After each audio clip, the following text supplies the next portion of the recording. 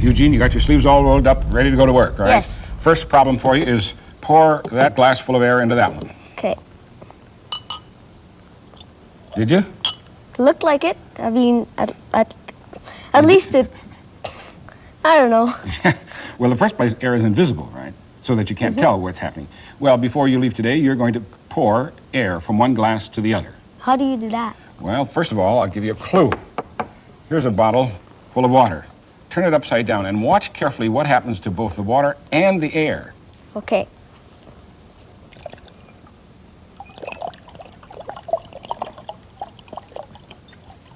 What's happening?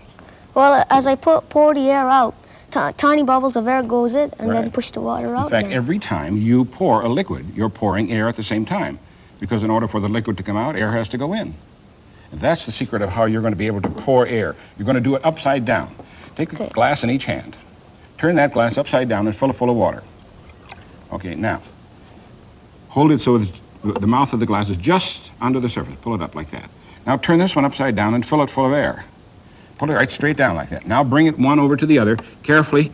Slowly, oh, you lost some. Slowly tip it. There you go. Now you're pouring air, right? Mm. You're also pouring the liquid, aren't you? Because the liquid's going into the bottom glass. And notice the liquid's coming out of the top one. Keep going. You're not quite finished yet. Almost. Keep going. Get the last little... There you go. Now you can pick the glass up in your left hand. It was full of water. It's now Now it's empty. full of air. Ah, what? It's empty. No, it's full of air. Oh my. Got me there again.